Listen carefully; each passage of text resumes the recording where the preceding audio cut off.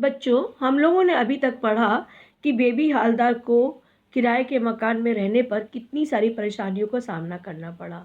Baby हर सब परेशानी का सामना कर रही थी, परंतु एक दिन उसके घर को तोड़ दिया गया, बुलडोजर चला दिया गया। बेबी के बच्चे सब फुटपाथ पे आ गए, रात भर उसको फुटपाथ पे रहना पड़ा और वो रोती रही, उसके बच्चे रोते रहे। उस दिन तो बेबी घर वर्क नहीं खोज पाई। फिर उसके बाद अब हम लोग आगे पढ़ेंगे क्या हुआ। उस दिन फिर कहीं घर खोजना वोजना नहीं हुआ। रात के 8 बज चुके थे, 7-8 बज चुके थे। भोला दा जो कि बेबी के पड़ोसी थे और बेबी के ही शहर के रहने वाले थे, मुसलमान थे।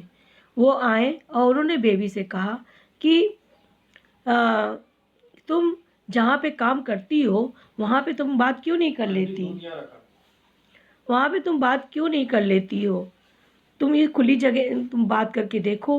बेबी को लगा कि ये तो ठीक ही कह रहे हैं और बेबी दूसरे दिन उनके साथ बात करने गई। बेबी ने उनसे भोला दा से कहा कि आप भी मेरे साथ चलिए और मेरी तो अकेले बात करने की हिम्मत ही नहीं हो रही है।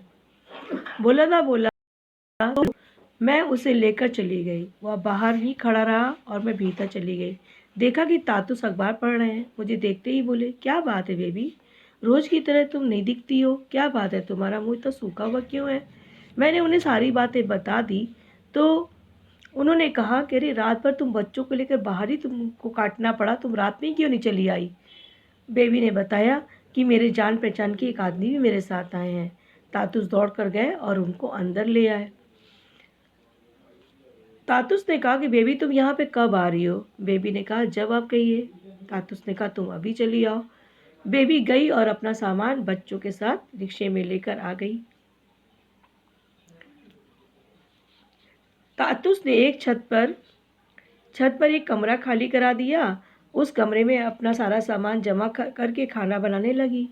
तातुस ने ऊपर आकर देखा तो हंसते बोले, तुम आज खाना ना भी बनाती तो चल जाता, नीचे तो काफ़ी खाना ही रखा हुआ है। मैंने कहा तो क्या हुआ, रखा रहे, दादा लोग खा लेंगे। तातुस बोले, रात को एक बार नीचे एक गरम गरम रोटी खिला सकोगी। अभी तक तो दोनों समय रोटी बनाने वाला कोई था ही नहीं। तुम तो रोज जो खाना बना जाती थी उसी को रात में खाना पड़ता था। अब तो तुम यहीं आ गई हो तो दोनों समय का गरम गरम खाना खिला सकोगी। इसके बाद से मैं खाना वाना और अन्य सभी काम अपनी मर्जी से करने लगी, किसी को कुछ भी कहने की जरूरत नहीं होती। तातुस मुझे काम करते देखते तो कभी कभी कहते, बेबी तुम इतना काम कैसे कर लेती हो, सारा दिन काम करती रहती हो, थोड़ा आकर मेरे पास बैठो भी। मैं बैठ जाती तो तातुस पूछते, बच्चों ने कुछ नाश्ता वास्ता किया कि नहीं, तुमने कुछ खाया वाया कि नहीं, ऊपर जाकर बच्चों को कुछ खिलाओ, बहुत देर हो गई है, नाश्ता कराओ, जल्दी जाओ, इतनी देर हो गई है, अभी तक उन्होंने कुछ नहीं खाया। फिर कहते थोड़ी देर में जाके जाओ उनके लिए दूध लेके जाओ, उन्हें दूध पिला दो। बेबी कहती है वो तातुस से घर आई तो बच्चों को आधा लीटर दूध मिलने लगा। एक दिन तातुस ने कहा, देखो बेबी, इस घर में पहले भी कई औरतें आई, काम कर चुकी, लेकिन तुम्हारे जैसी कोई लड़की नहीं आई। तुम इस घर को अपना ही घर समझो, तुम मेरी बेटी की तरह हो, तुम ये मत समझना कि तुम यहाँ पर काम करने वाली हो। बेबी सोचने लगी, मैं तो जानती हूँ कि मुझे इतना सुख मिला है, इतना यहाँ पे ध्यान रखा जाता है, यहाँ पे कोई कौन किसका ध्यान रखता है, कोई नौकरों का इतना ध्यान नहीं रखता जितना कि मेरा यहाँ ध्यान रखा जाता है। कभी तबीयत खराब होती तातुस चिंता में पड़ जाते, मेरे लिए दवा ले आते, ज़बरदस्ती पड़ोस के डॉक्टर में भेजते, और जब मैं जांच करवा कहती मेरा पर्चा लेके जाते और दवा ले आते, और वो दवा मुझे अपने आप निकाल कर देते, मुझे नानुकुर करने पे मुझे ज़बरदस्ती वो दवा खिला देते। मेरे बच्चे बीमार पड़ते वह फ़ौरन उनके लिए दवा ले आते। घर में काम करने वालों की इतनी अच्छी तरीके से रखे जाते हैं मैंने कभी सोचा भी नहीं था, मैंने कभी देखा भी नहीं था। उनके यहाँ मुझे किसी चीज़ की कोई कमी नहीं थी, तेल साबुन, खाना पीना, कपड़े वपड़े, किसी भी चीज़ का कोई अभाव वो मुझे नहीं होने देते। मैं सोचती इतने घरों में काम कर चुकी लेकिन इस घर जैसा व्यवहार मैंने कहीं नहीं देखा। ऐसा लगता है कि जैसे इस घर की सब कुछ मैं ही हूँ। पता नहीं अच्छा घर, इतने अच्छे लोग मुझे फिर मिलेंगे या नहीं। इस घर में मुझे सुख ही सुख था, फिर भी कभी कभी मेरा मन उदास हो जाता था। 2 माह से मुझे अपने बड़े लड़के की कोई खबर नहीं मिली थी। तातुस शायद ये समझते थे। एक दिन हठात उन्होंने पूछा, बेबी तुम्हारा बड़ा लड़का कहाँ रहता है? तुम कभी जाकर उससे मिलती क्यों नहीं? 1-2 बार 3-4 बार उन्होंने पूछा, कोई जवाब नहीं दे पाई। कुछ देर बाद मुँह नीचे किए मैं बोली, पता मुझे उसका पता नहीं मालूम वो कहाँ रहता है। तातुस चौंक कर बोले, क्या? तुमको अपने बच्चे का पता नहीं मालूम है तुम्हारा लड़का कहाँ रहता है? मैंने कहा, जो लोग उसे ले गए थे वे मेरे घर के पास ही रहते थे। मैंने उससे पूछा था, उन्होंने ये बताया था कि वह किस जगह रहता है, लेकिन मुझे उनके घर का नंबर ठीक-ठीक याद नहीं है। उन्होंने जो-जो नंबर बताए थे, वहाँ मैं गई थी, एक बार नहीं कई बार, लेकिन हर बार घूम कर लौट आई। बस इतना भर सुना है कि उस घर का मालिक भी यहीं कहीं दवा की दुकान है। मैंने 1-2 लोगों से पूछा भी, लेकिन किसी ने ठीक-ठाक पता नहीं बताया। तातुस चिंतित होकर बोले, यहाँ तो दवा की बहुत सारी दुकानें हैं। उस दिन उन्होंने कुछ और नहीं कहा। अगले दिन सवेरे मुझे बुलाकर उन्होंने कहा, वे लोग जब तुम्हारे लड़के को ले जा रहे थे, तो उसे छोड़ने से पहले उनसे तुम्हें कुछ अच्छी तरह से जान समझ लेना चाहिए था। तुम्हें पता है कि ऐसे में न जाने क्या हो सकता है। उनकी बात सुनकर मैं चुप हो गई। कुछ ही क्षण के बाद वह बिना मुझसे कुछ कहे बाहर चले गए और 3 घंटे के बाद लौटे। आते ही वह फ़ोन करके बोले, मैं किचन में खाना बना रही थी। मैंने सुना वह किसी से बातें कर रहे हैं और साथ-साथ मुझे बुला रहे हैं। बेबी सुनो, मैंने सोचा वह मुझे इस तरह मुझे क्यों बुला रहे हैं। मैं जल्दी से उनके पास जाकर खड़ी हो गई। वह फ़ोन पर बात किए जा रहे थे। बातें करते-करते मुझसे बोले, लो बात करो। मैंने पूछा, कौन है? किसके साथ बात करूँ? वह बोले, बात करो ना। फ़ोन कान पर लगाया, पता नहीं कौन है, हेलो हेलो किए जा रहा था। मैं उसकी आवाज़ पहचान नहीं पा रही थी। कान पर से फ़ोन हटा मैंने तातू से पूछा, कौन बात कर रहा है? वह बोले, अरे तुम अपने लड़के को नहीं पहचान रही हो? मैं चौंक कर बोली, ये मेरा बाबू। मैंने फिर कान से लगाकर कहा, बेटा बेटा मैं तेरी माँ बोल रही हूँ। वह बोला, माँ माँ कौन? बेबी। मैं बोली, हाँ बेटा मैं तेरी माँ। बेटा तू कैसा है? वह बोला, माँ मैं बिल्कुल ठीक हूँ, मैं यहाँ अच्छी तरह हूँ। उसकी बातों से मुझे लगा मेरा लड़का अब बड़ा हो रहा है। उसकी आवाज़ ही बदल गई है। 1-2 मास में ही कितना बदल गया। उसे देखने की मेरी बहुत इच्छा होने लगी थी। तातुस भी समझ गए। उन्होंने पूछा, लड़के से मिलने जाओगी? मैं बोली, देख लेती तो अच्छा होता। वह बोले, कब जाओगी बताओ? मैंने कहा, जब आप ले जाएंगे। कुछ दिन बाद अपने लड़के से एक दिन मिलने गई तो देखा कि वो पौधों में पानी डाल रहा है। मुझे नहीं लगा कि वह वहाँ ठीक है। मैंने सोचा, इन लोगों की ये बनने की ये क्या कर रहा है? मेरे लड़के ने जल्दी जल्दी पास आकर मुझे प्रणाम किया। अपने भाई बहन को देखकर बहुत खुश हुआ। उसके पास से मैं जब चलने लगी तो वह उदास हो गया। मैंने सोचा कि उसे अब उस घर में नहीं रखूँगी। जैसे भी हो मैं उसे अपने पास रखूँगी। तातुस शायद ये सब बात समझ गए थे। बीच-बीच में ही मुझसे उसे फ़ोन में हालचाल जानने के लिए कहते थे। मैं उसे फ़ोन करती वह सिर्फ़ ये जानना चाहता था कि मैं कहाँ रहती हूँ, घर का नंबर क्या है। ये सोचकर बात टाल देती थी कि कहीं ये बिना बताए ना मेरे पास आ जाए। तातुस क्या सोचेंगे कि वह बातों-बातों में ही कहते कहते भी थे कि उसकी बहस क्या उन्होंने उन्होंने कभी नहीं रखा। उनकी ये बात मुझे बहुत दुखी ही करती थी। मैं सोचती थी क्या मतलब है इसका कि उन्हें मेरे लड़के पर विश्वास नहीं है। वह कभी ये क्यों नहीं कहते कि अपने लड़के को कुछ दिनों के लिए ले आओ। वह मुझे और मेरे बाकी दोनों बच्चों को इतना चाहते हैं तो फिर मेरा बड़ा लड़का ही क्यों भारी पड़ता है। मैं कुछ समझ नहीं पा रही थी, लेकिन मैंने कुछ नहीं कहा। होते होते एक दिन तातू से स्वयं कहा, तुम अपने बड़े लड़के को काली पूजा पर कुछ दिनों के लिए ले आना। सुनकर मैं खुश हो गई। फिर बोले, उसके लिए यहीं पर कहीं काम देख लेते हैं, रोज़ तुमसे मिलजुल लिया करेगा। लेकिन बेबी जानती हो, बच्चों से काम कराना गैर कानूनी है, उसे वहाँ से छुड़ा लेना चाहिए। उसके लिए ऐसी जगह काम देखो जहाँ रहते-रहते वह कोई और काम या कुछ पढ़ाई-लिखाई काम करे और पढ़ाई-लिखाई भी सीख जाए। ऐसा ही कुछ हमें करना होगा, लेकिन 3 बच्चों को लेकर क्या यहाँ रहना हो सकेगा? मुझे तो नहीं लगता। मैंने कहा, आपने तो कहा था कि मैं यहाँ काम करते-करते कहीं और भी काम 1-2 घंटे पकड़ सकती हूँ, तो मैं वैसा ही क्यों ना करूँ? तातुस बोले, उससे क्या होगा बेबी? एक जगह में काम करके आओगी और फिर यहाँ खटना होगा।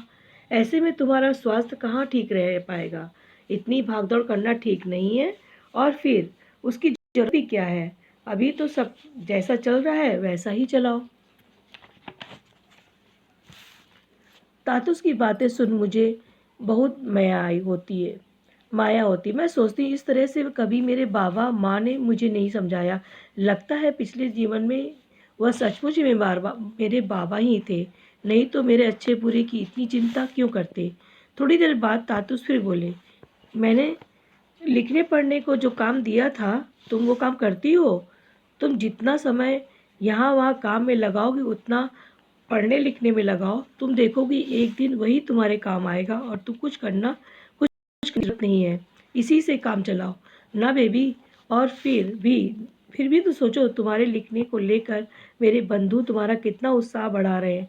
हमेशा कहते रहते हैं कि लिखती जाओ, लिखना बंद मत करना। तुम्हें मालूम पड़ेगा कि तुम वह न कर बाहर जा जाकर दूसरे काम कर रही हो, तो वे मुझे ही दोष देंगे। जब उन्हें पता चलेगा कि तुम बाहर जा जाकर दूसरे काम कर रही हो तो वे मुझे ही दोष देंगे। एक दिन बाद तातुस ने एक दिन मुझे बुलाया, कहा, बेबी अपने लड़के को वहाँ से ले आओ। मुझे उसका वहाँ काम करना बिल्कुल अच्छा नहीं लगता। वह इसी तरह दूसरों के घर में काम करता रहेगा तो उसका जीवन बर्बाद हो जाएगा। ये ठीक नहीं है। तातुस ने आगे कहा, मैं एक शिक्षक हूँ और मैं नहीं चाहूँगा कि बेबी एक बच्चे नष्ट हो जाए। बेबी तुम आज ही जाकर उसे ले आओ। मैं उसी दिन जाकर अपने लड़के को ले आई। तातुस उसके लिए कोई अच्छी जगह ढूंढने लगे, ऐसी जगह जहाँ रहकर वह घर का काम करते करते कोई और हुनर या लिखना पढ़ना सीख सके। ऐसा घर लेकिन मुश्किल से ही मिलता है। मेरे पास अब मेरे 3 बच्चे थे, फिर भी मैं खुश नहीं थी। कि मैं सोचती हम लोगों को खिलाना पहनाना तो वह कर ही रहे हैं हमारे लिए। सचमुच बहुत बुरा लगता है। मैंने तय किया कि अब जब तक मेरा बड़ा लड़का मेरे पास है तब तक मैं थोड़े हिसाब से चलूँगी। जितना खाना पहले बनाती थी उतना ही बने। खाने पीने को लेकर कुछ उलझन में हूँ। वह मुझे अपने सामने ही खाने को कहते। कभी कभी वह स्वयं प्लेट में खाना निकाल देते और मुझसे कहते कि यहीं खाओ। उन लोगों का ऐसा स्नेह देख कभी कभी मैं सोचने लगती थी, मेरा इतना सुख अभी तक कहाँ था। मैंने इतने घरों में काम किया लेकिन इस घर जैसे लोग कहीं नहीं देखे। इसके पहले जहाँ भी काम किया मुझे महीना मिलता था, यहाँ वैसा बेबी मैं ये समझ कर तुम्हें पैसे नहीं देता कि महीना दे रहा हूँ। तुम कभी ये मत सोचना कि मैं तुम्हें उस हिसाब से पैसे देता हूँ। तुम बस यही समझो कि हम तुम्हें जेब खर्च दे रहे हैं। मेरा जेब खर्च तब थोड़ा बढ़ गया जब तातुस के छोटे लड़के अर्जुन दा के 2 बंधु भी वहाँ रहने लगे। अर्जुन दा के 2 बंधु भी अच्छे थे, वे भी मुझे चाहते थे। मेरे बच्चों को बुला बुला कर बातें करते। उनमें एक का नाम सुखदीप था और एक का नाम रमन। अर्जुन दा से मुझे वे ही ज़्यादा अच्छे लगते थे, और क्यों न लगते। उन्हें चाय पानी या खाने पीने के लिए कुछ चाहिए होता था वो फटफट मुझे कह देते थे। अर्जुन दा ऐसा किसी चीज़ की दरकार होने पे वो कुछ नहीं कहते थे, बस बिस्तर पे लेटा रहता था। मैं स्वयं उनके पास जाकर पूछती, अर्जुन दा कुछ ला दूँ, पानी, चाय, खाने को कुछ। वह सिर्फ सिर हिलाकर कभी हाँ कभी ना कहते। उनके बंधु ऐसे नहीं थे। वे मुझे अपने जैसा मानते थे और मैं भी उन्हें अपना ही समझती थी। उन दोनों में सुखदीप दा कम बातचीत करने वाला था। मुझे लगता वह शर्माता है। रमणदा दूसरी तरह का था। वह इस तरह घर को बिल्कुल अपना समझ कर रहता था। वह मुझे काफ़ी कुछ सिखाता भी। खाने की कई चीज़ें बनाना मैंने उससे सीखा। वह मुझसे मेरे बच्चों के बारे में भी बातें करता। वह कहता, देखो अभी वह छोटे हैं, अभी उनका शैतानी करने का समय है। तुम्हें थोड़ा सावधान रहना होगा, उनकी पढ़ाई लिखाई पर नज़र रखनी होगी।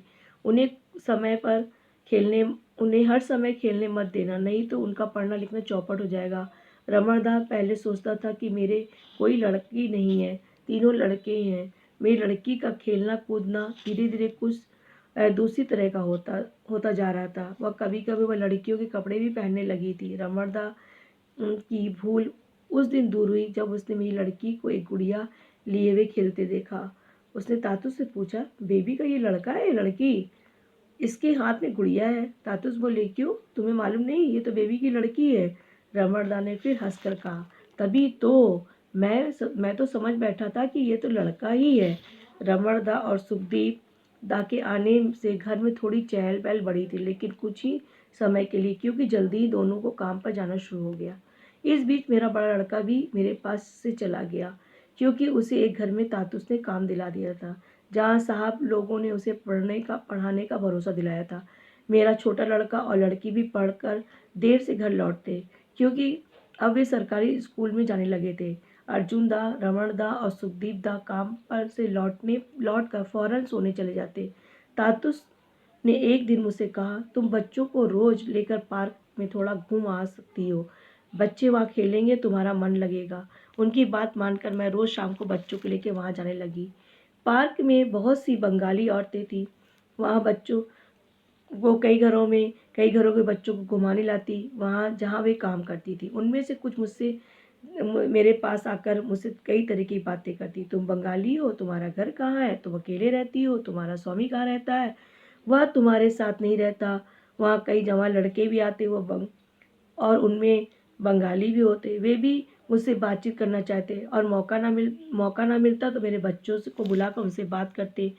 यदि कोई स्वयं आए और मुझसे बात करना चाहे तो उससे बात ना करना कैसे संभव है? फिर भी ऐसे लोगों से मैं अधिक बात नहीं करती और ना ही उनके बारे में कुछ बताती, क्योंकि बात करने के पीछे उनका आशय क्या है मैं समझ जाती। तातुस ने भी मुझसे कह रखा था, जब भी कभी बाहर घूमने निकलो तो अनजान लोगों से ज़्यादा बात ना करो। तातुस ने ठीक ही कहा था। मैं भी वैसा ही सोचती थी और देखती भी थी कि लोग बातों बातों में ऐसी सी बातें पूछने लगते थे जिनके जवाब देने की मेरी एकदम इच्छा नहीं होती थी। बीती पुरानी बातें फिर से मन में लाना मुझे अच्छा नहीं लगता था। ये सब देख सुन अब मेरी बाहर निकलने की इच्छा ही भी नहीं होती थी, और बच्चों की खातिर जाना पड़ता था।